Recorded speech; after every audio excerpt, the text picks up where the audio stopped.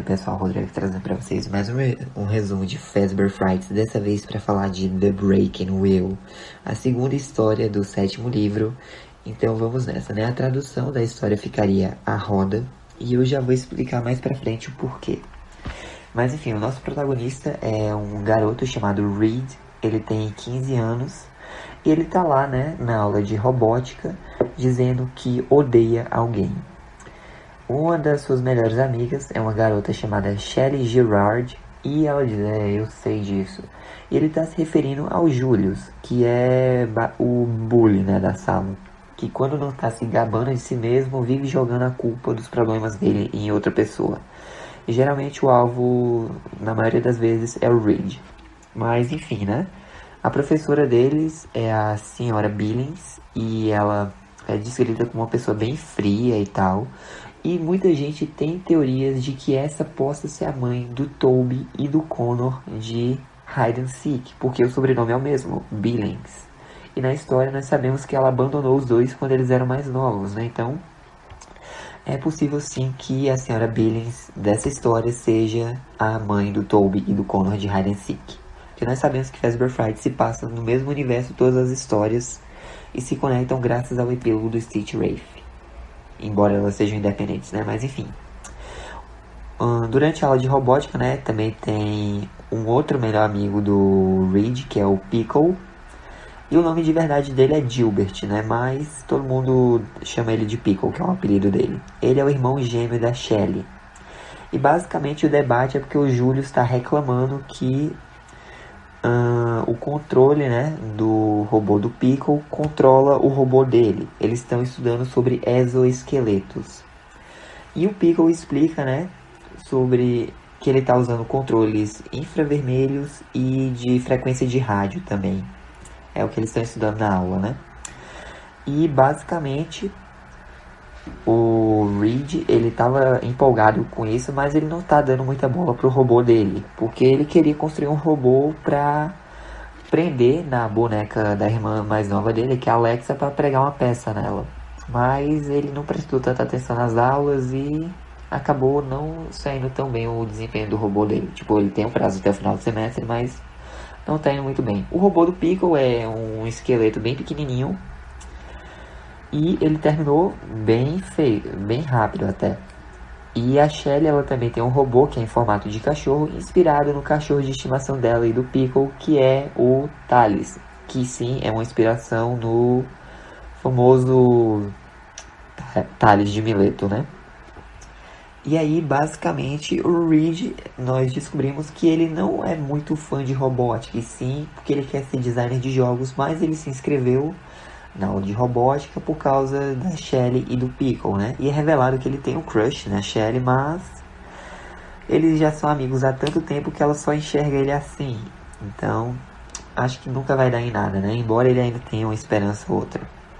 Basicamente, o Julius, ele tá trabalhando num traje exoesqueleto, né? E ele tá choramingando que o controle do Pickle tá influenciando o exoesqueleto dele. Ou seja, o Pickle mexe no controle do robô, o Pickle mexe no controle do próprio robô, só que acaba mexendo também no robô, né? No traje exoesqueleto do Julius.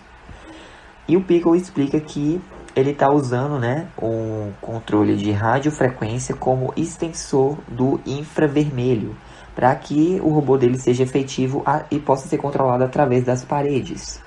Ele até sugere, né, que o Julius mude a frequência dele, reprograme os macros, faça alguma outra coisa, a professora fica do lado do Pickle, né? Inclusive, a senhora Billings tem um monte de robôs na sala. Ela tem um robô lá, macaco, que fica batendo prata. Ela tem um robô lá que escala pela parede, vai colando adesivos de luz, né, para ideias brilhantes. Inclusive ele cola um na Shelley. Tem até um robô, né, que é em formato de cavalo, fica trotando pela sala. Mas enfim, a Shelley passa um bilhete para o Reed, convidando-o para uma sessão de estudos na casa deles de tarde, né? E ele diz que vai. E a aula acaba, né? O Pickle já tá muito empolgado, ele guarda o robô na mochila porque ele ama comer. E ele quer ir para o refeitório logo, pois hoje as aulas vão ser só meio período, porque os professores têm que ir numa conferência e aí vão ter que trancar a escola mais cedo, né? Vão ter que trancar a escola de meio-dia. Só que quando o Pickle tá correndo, o Julius vai, levanta a perna e faz ele tropeçar. E o nariz do Pickle é muito grande. Ele cai, bate na quina de uma mesa e fica todo sangrando e tal. E aí o Pickle ele sai correndo da sala, a Shelly vai atrás dele, né? E só fica meio que o Reed e o Julius na sala. A professora e os outros alunos nem repararam e eles foram embora. E o Reed ele lembra, né, que ele deu um calendário com palavras difíceis para Shelley de aniversário e ele lembra de algumas frases, né? Por exemplo, ignominioso, odioso e réprobo. Réprobo, que é o que ele pensa, né, que possa descrever o Julius. Só que aí o Julius percebe, né, que os dois estão na sala sozinhos, o Reed não tá se mexendo e ele começa a provocá-lo, né? E basicamente nós descobrimos que o Reed, a mãe dele morreu quando ele era mais novo. E desde então ele se fechou para todo mundo. Só a Shelly e o Pickle conseguiram escalar essa barreira e se tornaram amigos dele. Porque de resto ele é uma pessoa muito fechada. Ele só mora com o pai e com a irmã. E o Julius vive provocando ele, chamando ele de lesado e um monte de coisa. Dizendo, pelo menos seus dois amigos patetas ali tem neurônio, né? Pra estar nessa aula. Você é só um inútil. Pra que você tá nessa aula, hein? E ele também fica chamando, né, o Reed de macaco, porque ele tem uma aparência mais símia, por assim dizer, né? E ele fica se gabando do exoesqueleto dele, dizendo, eu ia usar para ficar mais forte e mais rápido. Só que, pensando bem, eu descobri um outro uso para ele. Eu vou prender você no meu exoesqueleto e você vai ser o meu serviçal, tudo bom? E aí o Reed fica parado, né, segurando o punho assim, pressionando, porque tipo... Ele pode até tentar bater no Julius, mas ele não vai ter força o suficiente para fazer algum dano, né? E aí o Julius vai, se coloca, ele entra lá no traje exoesqueleto, fica se exibindo, né? Dizendo que equipou os pulsos e os tornozelos com mecanismos de trava. E quando ele colocar o Reed lá dentro, o Reed vai ficar preso quando ele travar nesses mecanismos. Só que então uma onda de energia passa pelo exoesqueleto do Julius, ele toma uma descarga elétrica, né, e acaba desmaiando, ele senta numa cadeira e desmaia. E aí o Reed tem uma ideia, ele vai e aciona lá, né, os dispositivos de trava, prendendo o Julius no exoesqueleto. Já dá pra ter uma noção de pra onde essa história está indo, né? Mas basicamente o plano do Reed vai ser o seguinte, eu vou deixar o Julius preso aqui, durante a noite, para ele pensar no que fez, né? Para ele tratar os outros melhor. E amanhã eu venho e tiro ele. Porque se eu tirar agora, ele provavelmente vai me atacar e não vai ter como eu correr. Mas amanhã vai ter gente no colégio. É só eu soltar ele antes das aulas, ele não vai conseguir me bater porque vai ter muita gente. Que plano de jirico é esse, Reed? Mas enfim, né? O Julius acorda, percebe que tá preso e começa a ameaçar o Reed. Diz, eu vou te matar, vou arrancar tua cabeça, vou jogar no vaso. O Reed só vai embora, fecha a porta, né? E sai correndo em direção ao ônibus. E como a sala é adjacente na escola, nos fundos, ela só funciona em horários de aula. Como não ia ter mais nenhuma aula, ninguém ia aparecer para tirar o Julius dali. Ninguém ia conseguir escutar ele gritando, né? Então o Reed consegue alcançar o ônibus, né? E o motorista é o Sr. Jensen. Ele é até simpático com o Reed, ele espera ele. E aí o Reed entra, vai lá pro fundão, onde o Pickle e a Shelly guardaram os lugares dele, né? O Pickle tá com o nariz vermelho, inchado, manchado de sangue, e ele tá lá, digitando um quebra-cabeça de matemática, né? Enquanto isso, a Shelly tá sentada na poltrona de trás, né? E o ônibus sai e vai indo embora por um bairro. O Reed fica olhando pela janela, quando a Shelly começa a falar sobre torturas medievais. O Reed já fica meio assim, né? Tipo, peraí, como assim? Ela sabe que eu prendi o Julius? E basicamente é explicado que a Shelly, ela faz parte da turma de História Mundial Avançada, porque ela já leu todos os livros do colégio e leu livros mais extensos. Então, a grade curricular dela no colégio não ia suprir o que ela já sabe. Então, ela foi para uma turma mais avançada, né? E ela começa a descrever alguns métodos de tortura. Por exemplo, o berço de Judas, que costumava empalar a vítima sentada por dias. Ela também menciona mais 2 métodos, que eram o estripador de seios e a pera da angústia, né?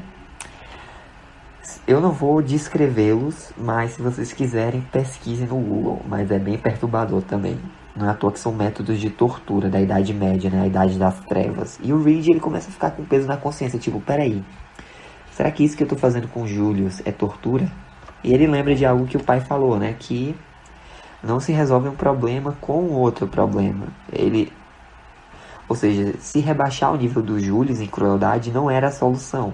Mas ele pensa, não, o que eu tô fazendo com o Julius não é tortura, é justiça. Ele merece por causa de todas as porcarias que ele fez com a gente. E é então que a Shelley descreve, né, o método de tortura que serve como nome da história. The Breaking Wheel, ou então a Roda de Catarina. Basicamente, a roda, né, é uma tortura prolongada onde a pessoa, né, é mantida no lugar incapaz de se libertar. E aí o Reed já fica, puxa, o Julius, ele não consegue se mexer e ele tá preso.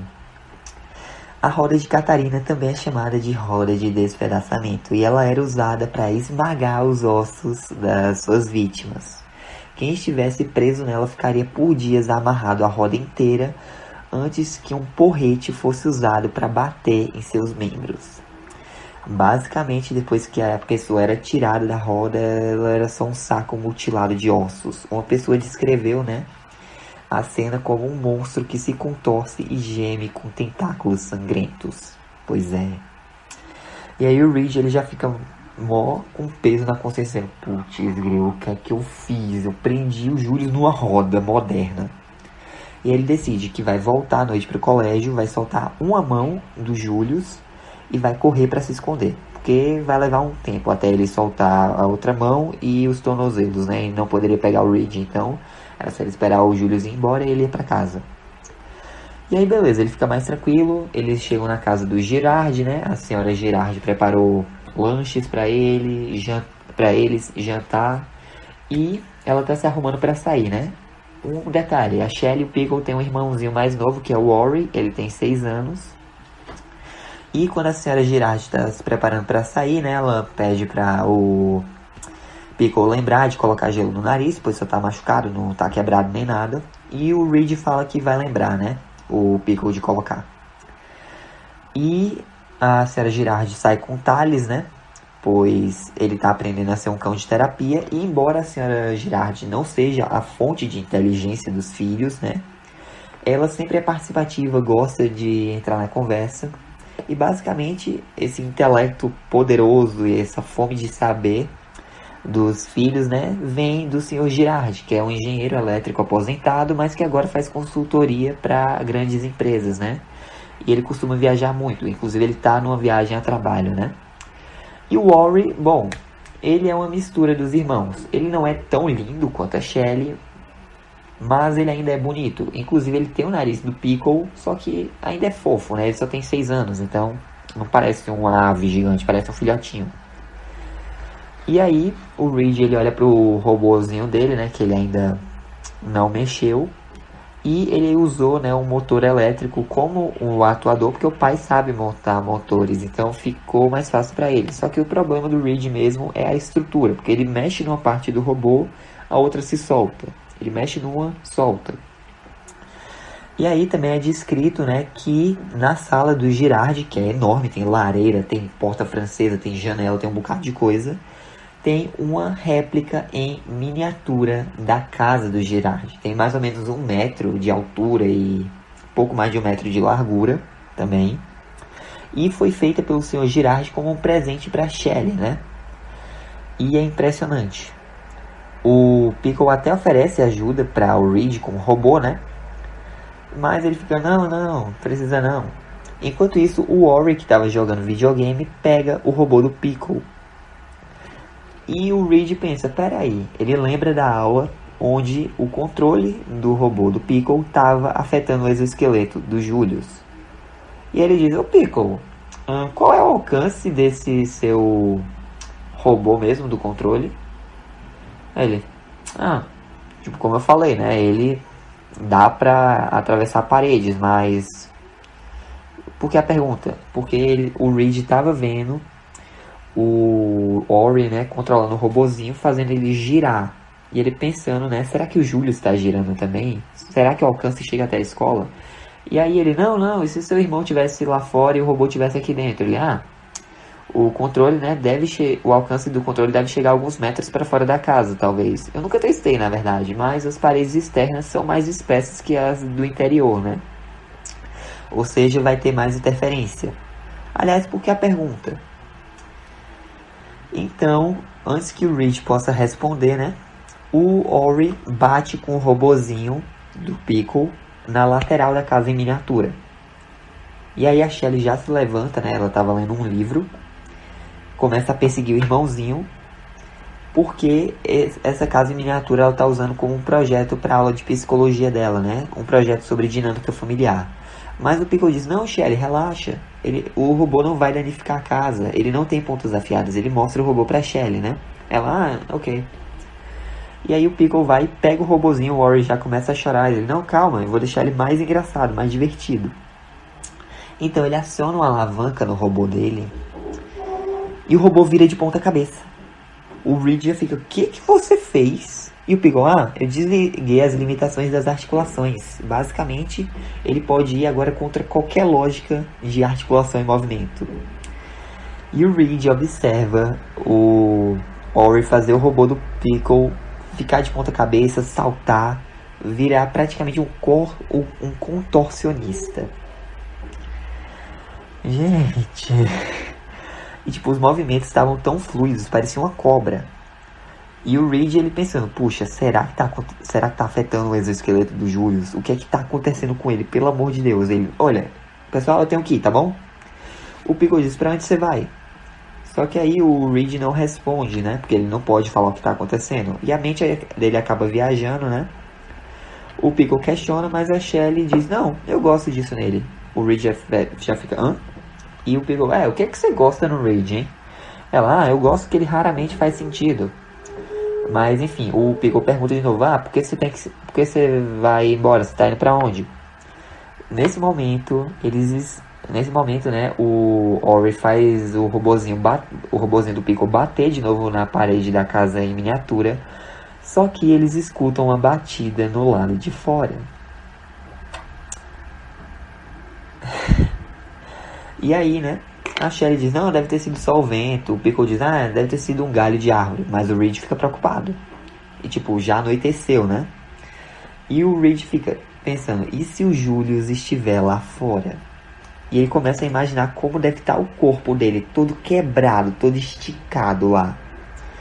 E aí, né, o Pickle diz, ei, você ainda não me respondeu, por que você quer sair? Ele, não, eu acho que eu comi demais, eu acho que meu cérebro tá afogado em molho de búfalo. Ele, a mamãe faz umas comidas deliciosas, né? E aí o Ori, ele fez o robozinho parar de bater na porta da casa, porque ele tava fazendo bater. E o Reed escutando as batidas, só que os outros estavam ignorando, achando que era uma árvore e o vento. E aí, né, o Reed fica imaginando o Julius correndo em volta da casa. O Pickle fica com sede, né? O Ori quer um refri, só que eles não têm refrigerante porque a mãe deles leu no artigo que fazia mal para a saúde. E aí o Pickle, às vezes eu queria que ela não lesse tanto. Nossas vidas são uma droga por causa disso. E o Reed deixa escapar. Não, a vida de vocês não é uma droga. Vocês são sortudos de viver nessa casa bacana, ter uma mãe que sempre ama cozinha, que sempre cozinha comida boa para vocês, ama vocês. E ele quase chora, né? Falando disso. Porque, é só ele, o pai e o irmão. O pai não sabe cozinhar direito, não sabe limpar direito. A única decoração é um calendário de peixe. Mas enfim, né? Ele diz, cara, você tem razão. Nós não devíamos reclamar, eu me expressei mal. E aí, o Reed nota o Ori fazendo o robozinho escalar a parede da casa, em miniatura. E ele escuta um barulho, como se fosse um arranhão, do lado de fora da parede da casa, subindo. A princípio ele pensa que pode ser um guaxinim, porque ele já escutou um barulho parecido assim antes, mas e se não for? E se for o Julius? De qualquer forma, ele vê, né, o robozinho chegando perto do segundo andar da casa, e ele parte para as escadas, e aí o Pickle e a Shelly ficam, hã? E aí ele percebe, né, porque, poxa, ele já teve no andar de cima, no quarto do Pickle, do Ori, o quarto da Shelly, mas com eles, né? Ele nunca tinha subido sem permissão. Ele, não, desculpa, é que eu lembrei de um livro que eu queria pegar emprestado Foi mal, eu devia ter pedido permissão. Só que o Pickle diz, não, cara, você pode pegar, você não precisa pedir, você é família, cara. E aí, né, o Reed fica emocionado, mas decide subir mesmo assim pra investigar, né? E aí, beleza, de um lado tem o quarto da Shelly, do outro tem o quarto do Pickle, de frente pro quarto do Pickle tem o quarto do Ori, também tem o quarto principal, que é dos pais deles, e de frente tem como se fosse um lavabo, que tem uma janela que dá pro quintal, né? Só que nesse momento, uma luz liga. E tipo, no quintal eles têm uma luz que é sensor de movimento. O Reed já fica assim, né? Apavorado. Mas ele vai até o quarto do Pickle, né? Acende a luz, ele vai até a estante, pega um livro de ficção pra ler, ele nem vê que título é, ele só pega.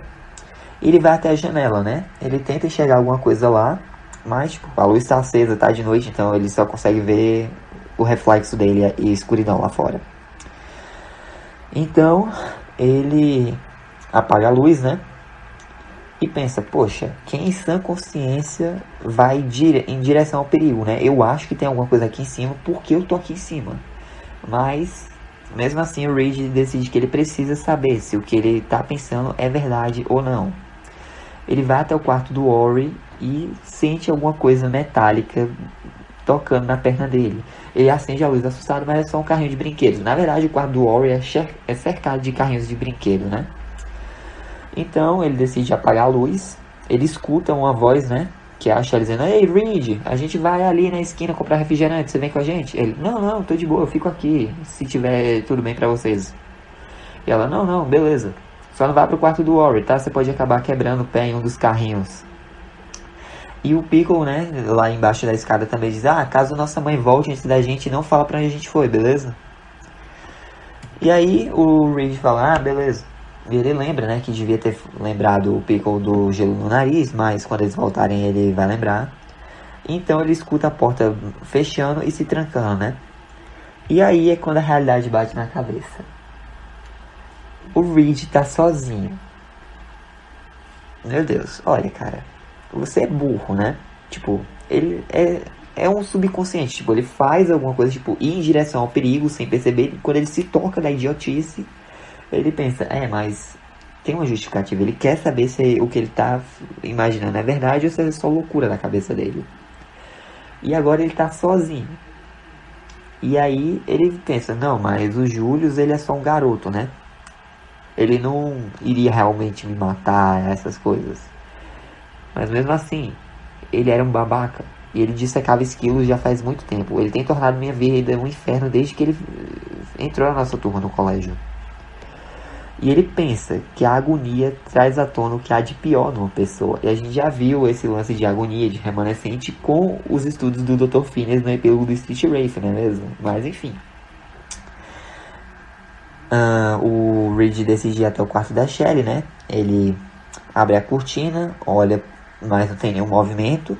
Então ele sai dali, né? E decide ir no quarto principal, que é o dos pais, do senhor e da senhora Girardi. Ele vai até a janela, só que não tem nada fora do comum no quintal, tudo estava quieto. Então ele vai correndo para a sala de estar lá embaixo. O livro que a Shelly estava lendo tá lá no sofá, o livro que o Pickle estava lendo tá numa poltrona que ele estava sentado. O controle de brinquedo tá jogado perto do sofá. E ele fala, cadê o robozinho do Pickle que o Ori estava brincando? Deve ter ficado preso embaixo de algum móvel, alguma coisa. E ele olha, né, pra réplica, pra casa miniatura da Shelly, vai até lá e vê que é uma réplica perfeita. Todas as decorações, paredes, riscos, né, de altura estão lá dentro. Ela fez um ótimo trabalho.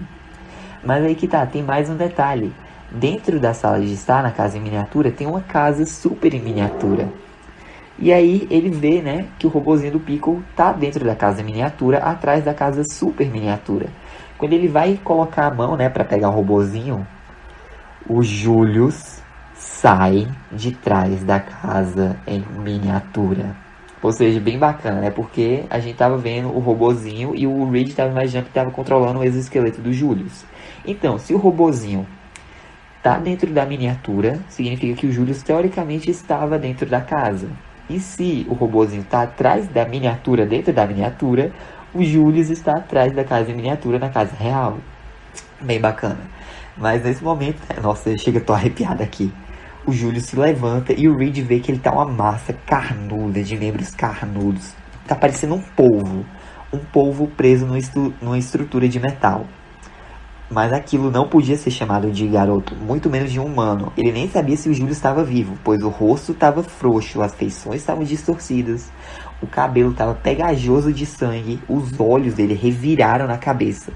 Tudo que dava pra ver era o branco, turvo e nublado. Ele parecia um zumbi, só que cego. Ui.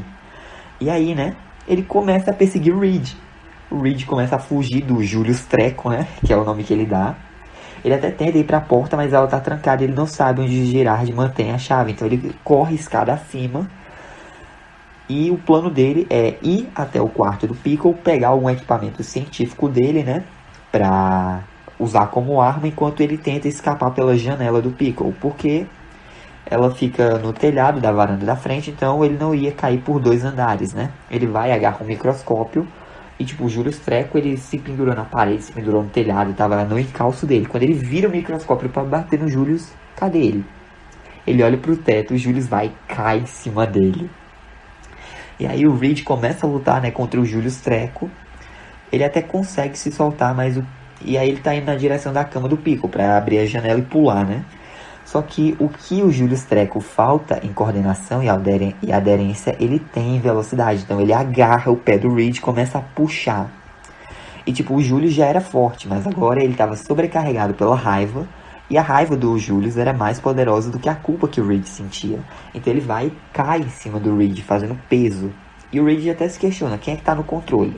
É o Julius ou é o exoesqueleto que acabou fritando de alguma forma por causa da interferência lá do robô do Pickle, né, do controle dele. E aí o Reed até chama socorro pra quem, né? Ele tá sozinho com o Julius Treco e ele decide pedir desculpas. Só que nesse momento ele tem sua resposta sobre quem tá no controle daquilo, né? Pois o Julius Treco desce e tapa a boca do Reed, não querendo ouvir. Então sim, é o Julius que tá no controle. Ele morreu e possuiu o exoesqueleto. E aí, nesse momento, o Pickle, a Sherry e o Ori voltaram, né? E uma fagulha de esperança se acendeu no Reed, pois ele pensou, ah, beleza. Ele escutou o Ori perguntando se podia voltar a brincar com o robozinho, né? E se ele brincar com o robozinho, o Reed pode tentar empurrar o Julius. E como o Ori vai estar controlando o robô, ele vai ter uma chance de escapar. Ele faz força, né? Consegue levantar o Julius, só que aí o Julius vai e prende os braços do Reed nele. E as pernas também. Ele começa a se prender no Reed. Ou seja, o Reed tá preso no Julius, que tá preso no exoesqueleto.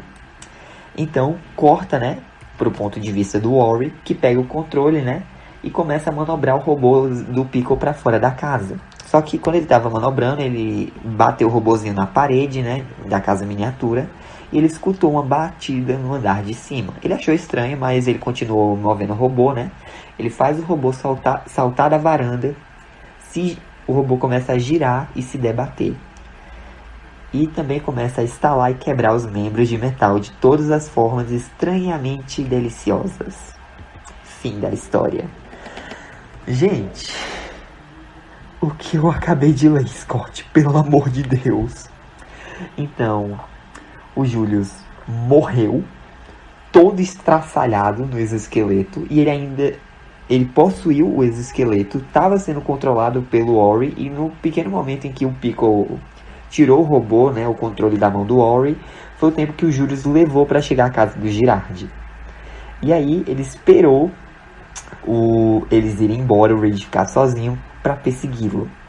E no final ele ainda consegue prender o Reed nele.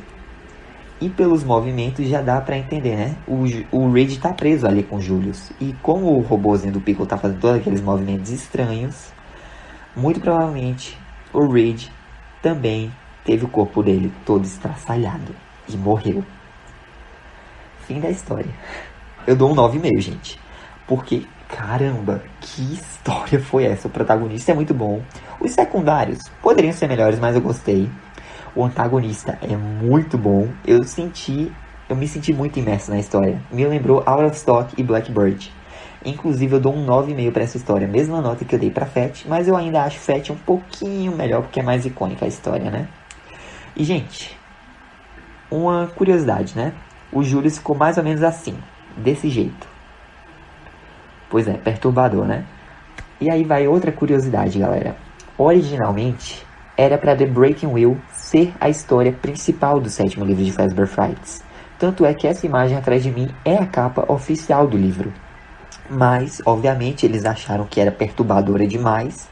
Então eles fizeram uma substituição, né? Uma troca. Colocaram The Cliffs, que era para ser a segunda história, como a primeira. E, consequentemente, a capa do livro é a de The Cliffs. E The Breaking Wheel ficou como a segunda história. Inclusive também explica porque The Cliffs é bem curtinha, né? Tipo, tem cerca de 50, 60 páginas. Enquanto uma história normal de Fazbear Frights tem cerca de 70 a 80. Eu acho que a mais longa é The New Kid, que tem quase umas 90, né? Por aí. Mas é isso. Esse foi o resumo, né? Espero que vocês tenham gostado. Eu vejo vocês na semana que vem com um resumo de He Told Me Everything. A última história do 7º livro. E é bem bizarra também. Mas é isso. O vídeo ficou por aqui, espero que tenham gostado. Deixa um like, se inscreva, ativa o sininho para não perder nenhum vídeo novo. Fico com Deus, coração, Jesus te ama. Forte abraço, até a próxima aí. Falou! Oh, I'm gonna do this on my own. No point in blaming you, you did not know. Oh, I thought you were the one for me.